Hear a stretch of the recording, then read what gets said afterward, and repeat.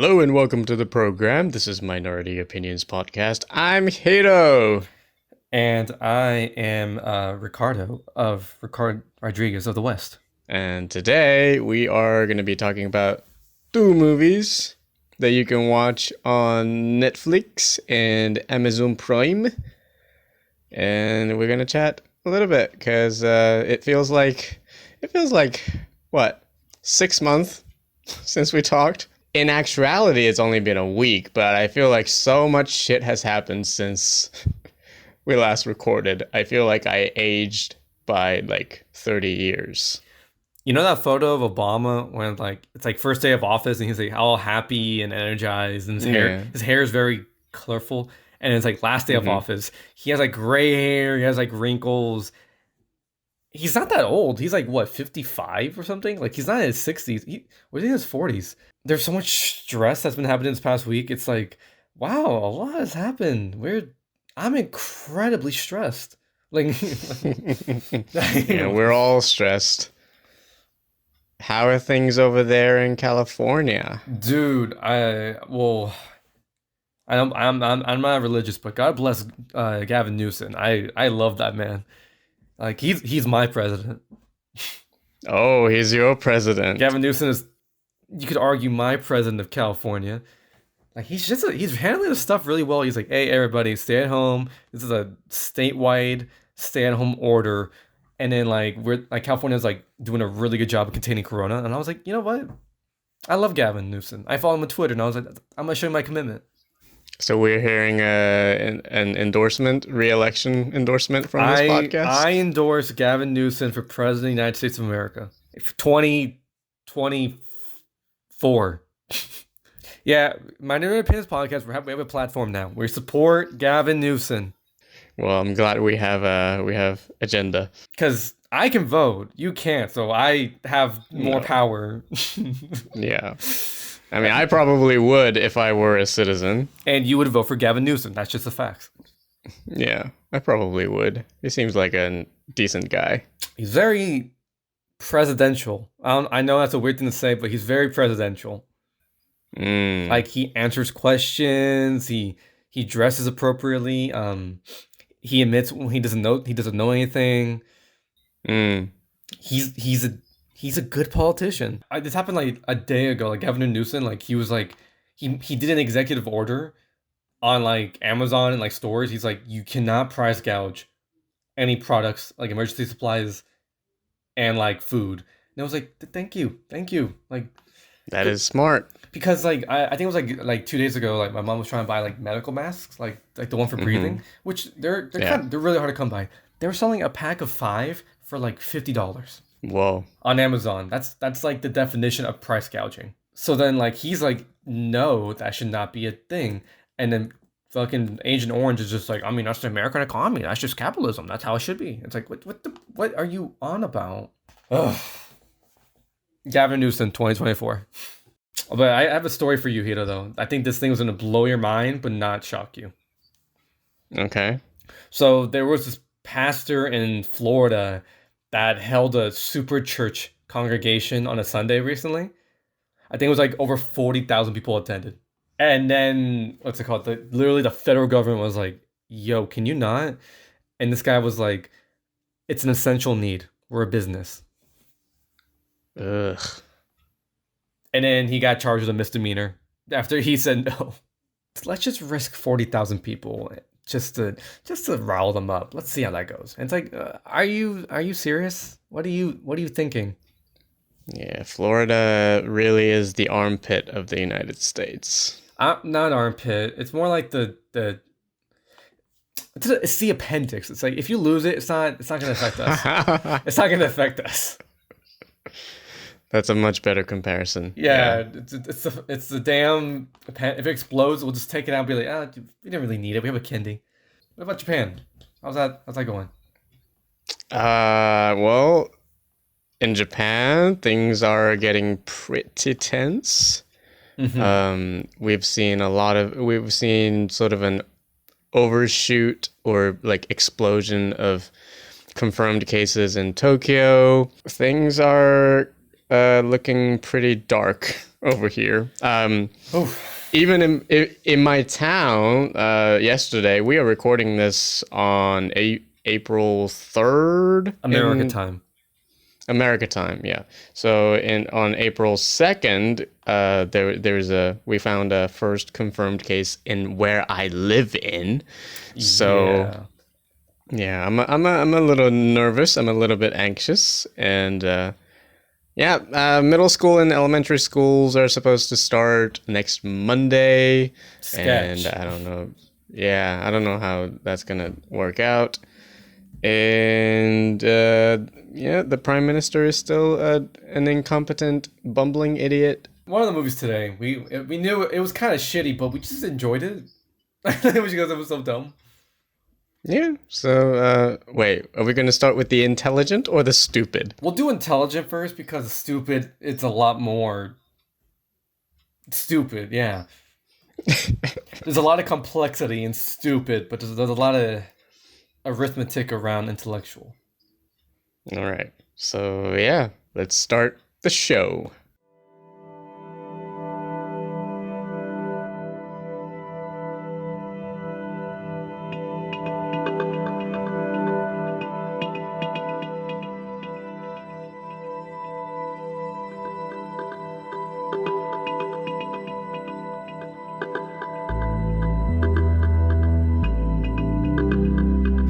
First film we're talking about is Annihilation by Alex Garland. Came out in 2018. Was it a Netflix exclusive?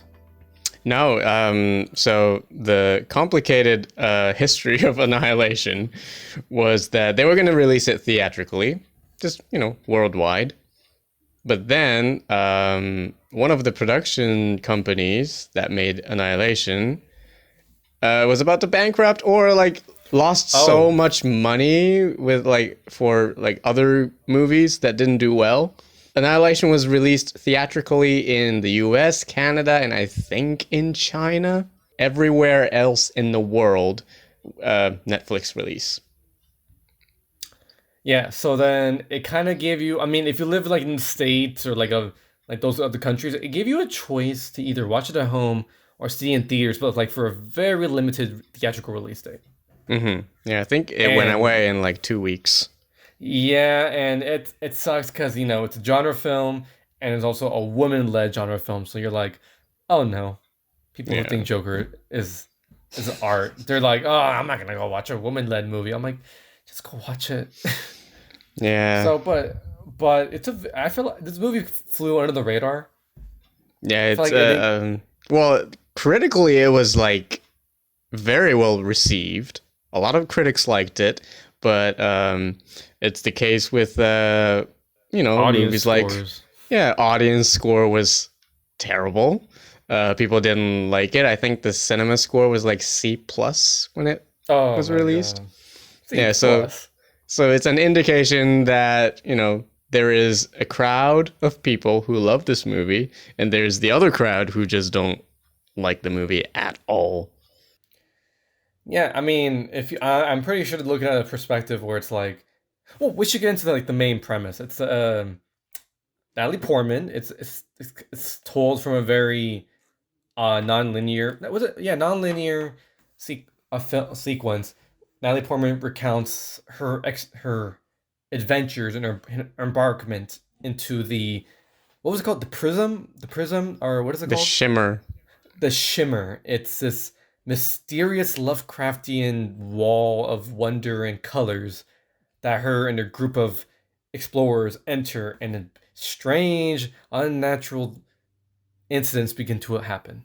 Yeah, so give more context. Natalie Portman is an academic, a biologist who served in the military for 7 years, and that's where she met Oscar Isaac, and they got married. Yeah, your what is it? Queen? My husband. Your husband. Okay. Yeah. Your husband, Oscar Isaac. And that's Oscar Isaac, before Natalie Portman's character went into the Shimmer, Oscar Isaac went into the Shimmer. And he is the only survivor from the previous expedition and pretty much all the other expedition. He's the only one who came back, and something is a little off. He doesn't seem to know where he is, or he doesn't know who he is. And one day he just starts hemorrhaging. Is that a word? Hemorrhaging? Internal bleeding. Internal bleeding, yeah, severe internal bleeding happening, and Natalie Portman finds out that shit happened in the Shimmer, and she's gonna go find it with Gina Rodriguez and Tessa Thompson, Jennifer Jason Leigh, and another female. It's a very slow sci-fi film. In a good way. Yes, like there's a lot of, I think, there's not a critique about this, about the Star Wars and the Marvels, but like I feel like a lot of mainstream sci-fi / genre action movies, they're always like fast paced. They're always like action. Mm-hmm. So like a lot of the audiences are used to like the fast paced action. Like they want stuff like Rise of Skywalker. Yeah. And so when people are not really used to like the slow type of cinema, this takes its time. It's not the shots are a lot longer, and they take more time. It's a very patient movie. Mm-hmm. It's almost like a body horror in a sense. Like you see things on the screen, and you're thinking like that brings a tingle to me. It brings like a weird eeriness to me. Not a very talkative movie. No, it doesn't give you any information, and it doesn't really answer every question, which I think is one of the best things about the movie. These characters don't know what's happening, and we find out as these women find out. There are a lot of ideas in this. It's a movie about self-destructive nature of humanity. I've read like this could be a possible PTSD film. Like once you enter war, like the Shimmer, you come back as like part of your soul's gone in a sense. Like Oscar Isaac went to war, and like the strange occurrences, like the alien-like occurrences, represent like abstract ideas of war. Mm-hmm. And when you come back, you just part of you's gone. I remember you told me like a few years ago. You said you read a theory that it was possibly about marriage. Yeah, it's about marriage and how you go into this thing as one person, and then when you come out of it, you're not the same person as you were. You come out as a different person. I've never been married, but I know it's like for a woman to take my soul. Like I know it's like. Okay. Okay then. Joking. I'm Natalie Portman. Don't worry. Uh-huh. I'm more like Oscar. I just sit in the room for hours, quiet, just sitting there like in pain. Mm-hmm. This movie just looks amazing. I love it visually. I love the color palette. Once they go into the Shimmer, like the production design of it, like they're like on the trees, they're like colorful mold and flowers coming out. And there's that one scene when these characters go into a specific building, and then they find out what happened to a soldier there, and you see like like some things coming out of a body, and then there's like skull attached to it, and just design wise this movie looks great. Yeah, if we give it the sci-fi aspect, like it lets the production designer use a lot of creativity to make hyper mutated life forms a unique color to them. Mm-hmm. Yeah. Like anything that enters the Shimmer, mutation is like out the window. Like if you ever played Plague Inc., when you like update or upgrade your mutations, that's what the Shimmer's like. Nature's laws do not play into this Shimmer. Everyone in the movie is great. Natalie Portman definitely having a good time being in a genre movie. Yes. Gina Rodriguez plays a soldier who has a drinking problem. She's an alcoholic. Tessa Thompson's character, tree hugger. Yeah, tree hugger who also like tried to kill herself a couple times. And then there's Jennifer Jason Leigh's character who has cancer or something. So every one of these characters suffers from something. Like a loss or something. Yeah, loss, guilt, self-destructive, like violent stuff that they do to themselves. and the shimmer sort of amplifies it and refracts it, and it comes back in like a physical form or even like a spiritual form. It's kind of like that scene in Star Wars where it's like you go in the cave. It's like, oh, well, once you go in there, you'll see what you fear the most, and then it's like, he's Vader. Ah, like it's kind of like that. I guess. It's similar. That's a good my comparisons are great. Don't challenge me. I guess. Yes, sir. Movie's pretty solid. Pretty solid. I mean, like I think it's a very straightforward movie. Like I think the last 30 minutes it's very good sci-fi in the last 30 minutes. It's very, very abstract thought, like what is going on. It challenges you to think, what did I just see? Mm-hmm. There is that one really tense scene involving a mutated bear. That scene I forgot how terrifying that part was. It makes the Revenant bear scene look like a wimp. Yeah. And then this movie, it's like I do not like this. And the score, oh my god, I love the score. It starts off like a sort of folky, instrumental, music to a lot of synthy, a lot of synth wave. I think it's Jeff Barrow. He also worked on Ex Machina and Free Fire. Oh, okay. So Annihilation is a really interesting sci-fi movie. You're gonna have to see it at least twice. Like this was my third time seeing it, and it gets so much better with like repeat viewings. I find things that I didn't see in the previous, try. First time I was like, meh, what's this sci-fi movie? It was kind of okay. And then the second time around, it's like, wow, it's a lot cooler than I thought. And this time around, damn, I love this movie. And fourth time around, I'll probably be like, perfection.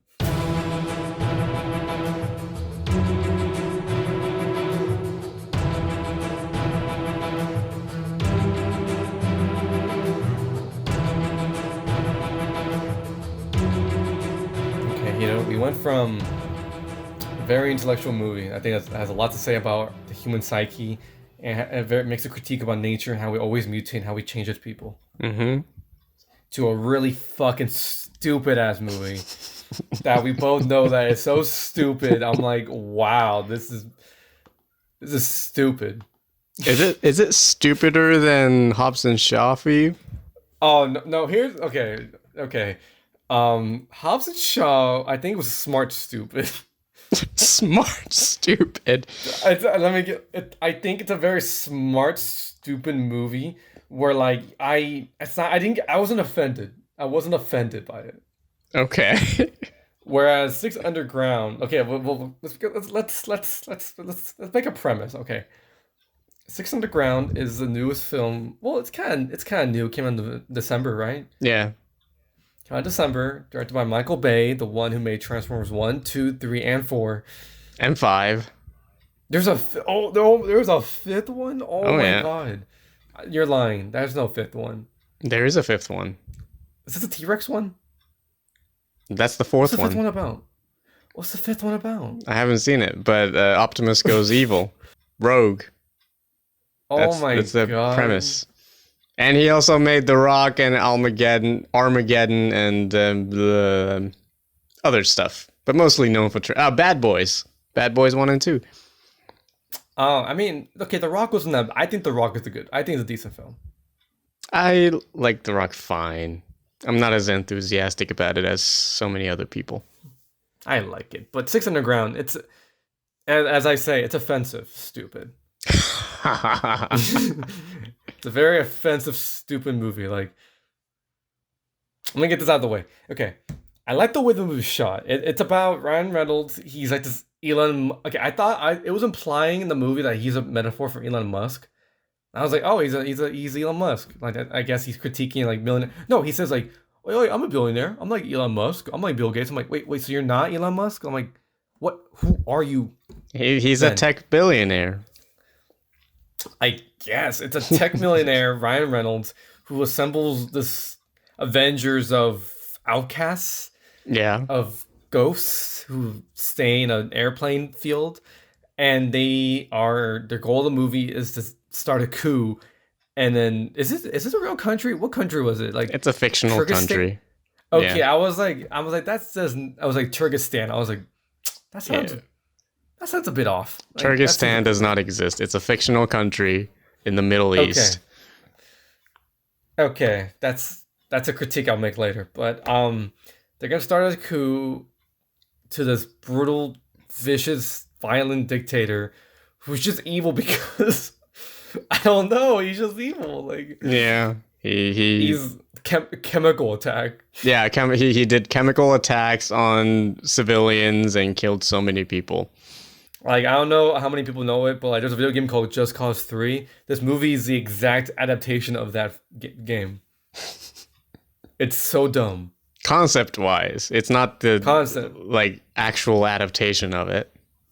It feels like it. Like the main Ryan Reynolds eerily looks like the main protagonist in the game in the same weird wonky physics and stupidness. It's like it mirrors it a little bit too well.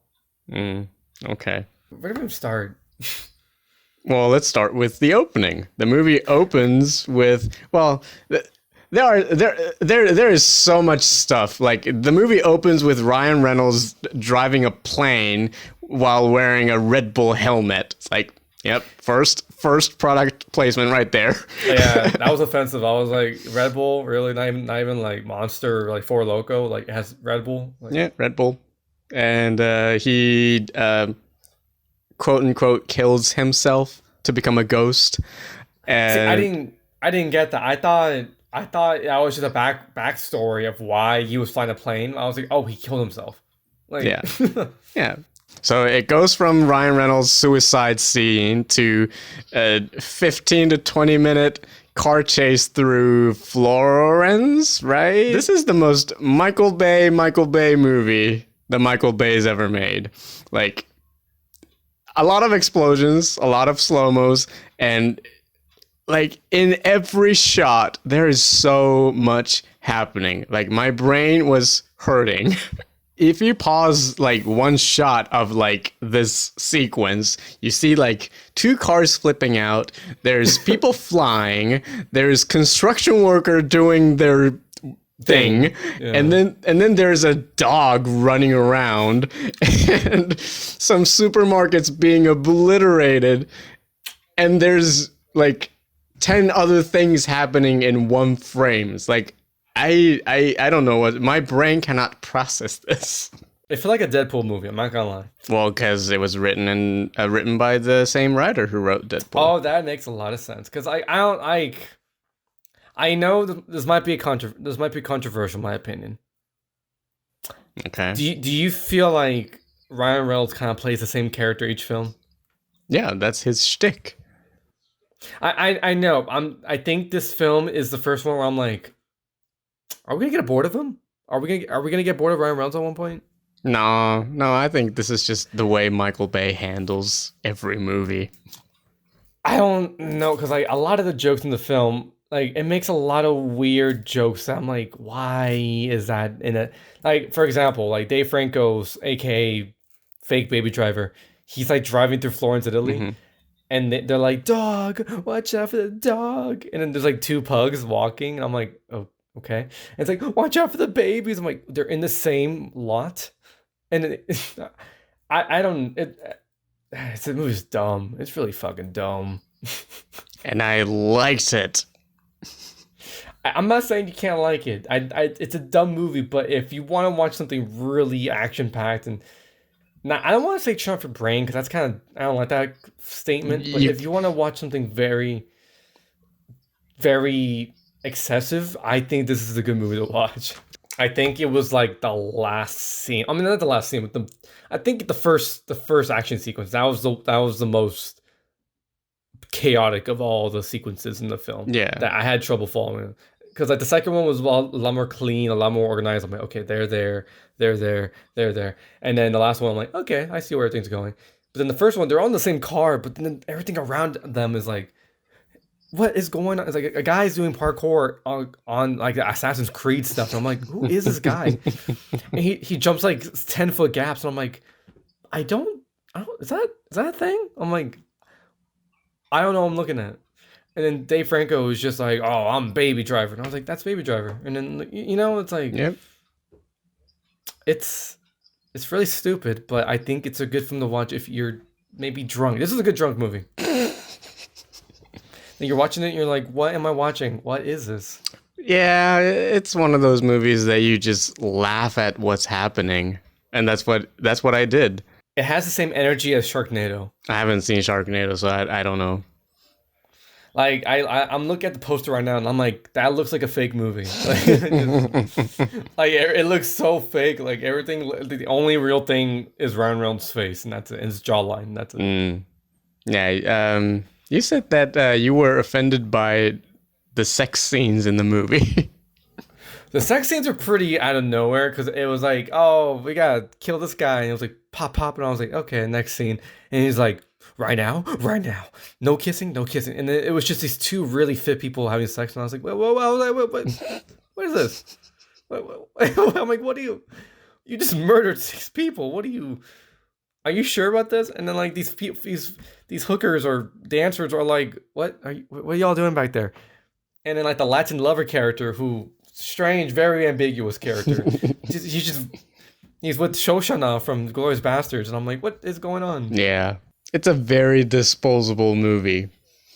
But like if you want to see things blown up in the most spectacular and expensive way possible, watch this movie. Credit where credit's due. I think the amount of planning and technicians and stunts in this film are impressive. I will admit that. Oh yeah. Oh, absolutely. Michael Bay is a master of it. He's a really good action director. I think he has the Zack Snyder problem. He's really stylistic and he knows how to film action. Mm-hmm. But as a storyteller, he's horrible. Sure. I mean, he's been okay in some movies. Like I like this movie specifically. Sure, yeah.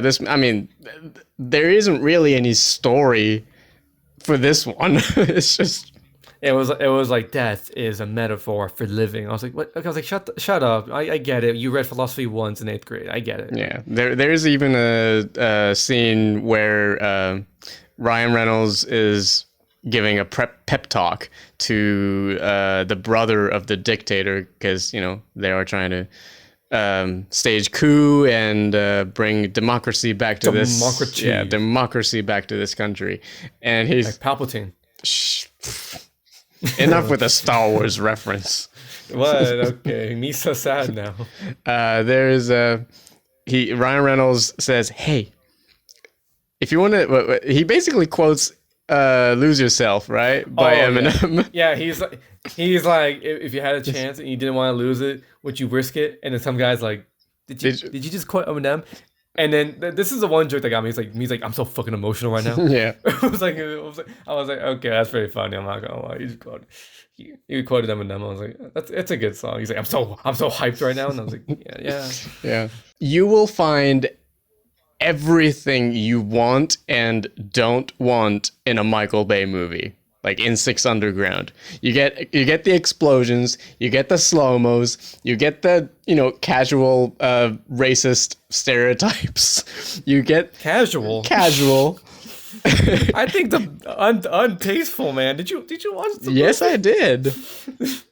There's some questionable stuff in this movie. Very questionable. And I get that. And you get the, sexualized money shots. You get the lingerie. You get the, women shot in a very, appealing way. Lurid manner. All that. If you love that kind of stuff, you're gonna have so much fun with this movie. If you hate that stuff, you're gonna hate this movie so much. It seems like a reflection. This 600 Ground seems like a reflection of Michael Bay's career. Like if you compiled all his movies together into one, and it's like a parody of himself, but like a self-serious critique. Mm-hmm. This is the movie. Oh yeah, pretty much. It's like who am I? Like there was always a one movie by a director. Like who am I as a person? Mm-hmm. Like this is Michael Bay's. Oh yeah. And there's violence. There's very inappropriate humor. Yeah, it's questionable. I will say that it's very questionable humor sometimes. I'd say watch it just for the action set pieces. Yeah, I think you should watch it. Yeah, like I'm still thinking about the pool and the sky crane scene. I'm like, okay, I like that scene. I legit like it. Yeah, that's the set piece in Shanghai, I think. Yeah, that, like, I have no Yeah, idea what's happening, but it's so fucking cool. Yeah, the last yacht set piece in which Ryan Reynolds turns the entire yacht into a giant magnet. it It makes no fucking it sense. makes no It's sense. like I'm like, what is Like, this? comparing this to the climactic car chase in Hobbs and Shaw, Hobbs and Shaw looks very realistic. I mean, I think this is a perfect movie for this, these scary times. You don't have to think about anything. You just watch things blown up. And Ryan Reynolds just making sex jokes. Every 5 minutes. It's like porn. Like, you don't care about the story of porn. You just watch the Right. spectacle. That's actually a good comparison. I'm not gonna front. That's a pretty good one. That's a good comparison. I feel so accomplished today. My God, if I watch Six Underground again, I might love this shit. I think if I watch this again, I think my brain will legit melt. Like just like a very gentle microwave near my head. I'm just like it just slowly melts away. Yeah, yeah. Like all the gray matter in my mind would just slowly deteriorate. I'm like, wow. Okay, thank you for joining me again. And not joining me. We're joining each other through Zoom, sponsored by Minority Opinions Podcast. Everyone's favorite communication app, I think, right now. Slash only, because Skype fucking sucks. It's trash. So thank you, Hito. Thank you for being a lovely host once again. And thank you, Ricardo, for doing this Six Underground talk with me. So fucking stupid. And for next week, finally, we're going to be reviewing a new movie, a new release Onward by Disney. by Pixar. Disney. Yes, our favorite company. Fuck that company. Bob Iger, I'm looking at you. So stay tuned. It's going to be fun. And make sure to follow us on Spotify and Apple Music and wherever you get your podcasts. And subscribe and review us on Apple Podcast. And you can send us a letter to minorityopodcast@gmail.com. Yep. Make sure to check out the Patreon page. Yes. What is it again? Patreon.com/minorityopinions. You can find a lot of stuff there. Exactly. But thank you for joining us again, and we'll see you next time on Minority Opinion Podcast. So fucking stupid.